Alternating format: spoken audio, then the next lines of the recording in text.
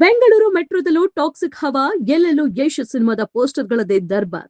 Bengaluru metro ಮೇಲೂ toxic poster ಇವೆ. ಇಡೀ ಒಂದು ರೈಲ್ ಮೇಲೆ ಮತ್ತು ಒಳಗೆ ಟಾಕ್ಸಿಕ್ ಪೋಸ್ಟರ್ ಹಚ್ಚಲಾಗಿದೆ. ಒಂದೊಮ್ಮೆ ರೈಲು ಹೊರಟ್ರೆ ಆಯ್ತು, ಟಾಕ್ಸಿಕ್ ಪ್ರಮೋಷನ್ ಏನು ಅಂತ ತಿಳಿಯುತ್ತದೆ. ಆ ರೀತಿನೇ ಮೆಟ್ರೋ ರೈಲಿನ ಮೇಲೆ ಪೋಸ್ಟರ್ ಹಚ್ಚಲಾಗಿದೆ. ಈ ಕುರಿತು ಸಿಕ್ಕಿರೋ ಇನ್ನಷ್ಟು ಮಾಹಿತಿ ಇಲ್ಲಿದೆ ನೋಡಿ. ಇಡೀ ಒಂದು ರೈಲು, ಬೆಂಗಳೂರಿನಲ್ಲಿ ಮೆಟ್ರೋ ರೈಲು ಓಡಾಡ್ತವೆ.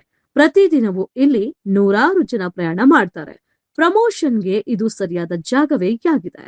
ಇದನ್ನು ಚೆನ್ನಾಗಿ ಅರ್ಥ ಮಾಡಿಕೊಂಡ ಟಾಕ್ಸಿಕ್ ಟೀಮ್ ಸಖತ್ ಐಡಿಯಾ ಮಾಡಿದೆ.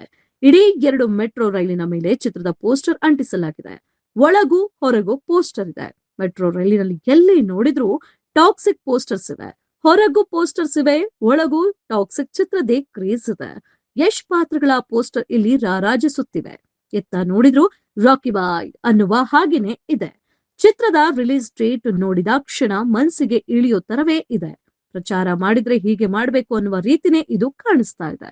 ಬೆಂಗಳೂರಿನ 2 ಮೆಟ್ರೋ ರೈಲುಗಳ ಮೇಲೆ ಟಾಕ್ಸಿಕ್ ಪೋಸ್ಟರ್ ಅಂಟಿಸಲಾಗಿದೆ. ಇದರಿಂದ ರೈಲು ಎಲ್ಲಿ ಹೋಗುತ್ತದೆಯೋ ಅಲ್ಲಿ ಜನಕ್ಕೆ ಟಾಕ್ಸಿಕ್ ಚಿತ್ರದ ರಿಲೀಸ್ ವಿಚಾರ ತಿಳಿಯುತ್ತದೆ. ಆ ರೀತಿನೇ ಈ ಪೋಸ್ಟರ್ ಗಳನ್ನ ಅಂಟಿಸಲಾಗಿದೆ. ಚಿತ್ರ ಇದೇ ತಿಂಗಳು ರಿಲೀಸ್ ಆಗ್ತಿದೆ. ಬೆಂಗಳೂರಿನಲ್ಲಿ ಈ ಚಿತ್ರ ದೊಡ್ಡ ಮಟ್ಟದಲ್ಲಿ ರಿಲೀಸ್ ಆಗ್ತಿದೆ. ಮೊದಲ ದಿನ ಬೆಳಿಗ್ಗೆನೆ ಶೋಗಳು ಇರುತ್ತವೆ. ಆಗಸ್ಟ್ 26ರಂದು ಚಿತ್ರ ರಿಲೀಸ್. ಆಗಸ್ಟ್ 26ರಂದು ಈ ಚಿತ್ರ ರಿಲೀಸ್ ಆಗ್ತಿದೆ. ವಿಶ್ವ ಮಟ್ಟದಲ್ಲಿಯೇ ಇದು ತೆರೆ ಕಾಣ್ತಿದೆ. ಕರ್ನಾಟಕದಲ್ಲಿ ಯಶ್ ಹಾಗೂ ಕೆವಿನ್ ಈ ಚಿತ್ರವನ್ನ ವಿತರಣೆ ಕೂಡ ಮಾಡ್ತಿದ್ದಾರೆ. ಈ ಚಿತ್ರದ ಮೂಲಕ ಯಶ್ ವಿತರಣೆಗೂ ಇಳಿದಿದ್ದಾರೆ. ನಿರ್ಮಾಪಕರಾಗಿರೋದು ಗೊತ್ತೇ ಇದೆ.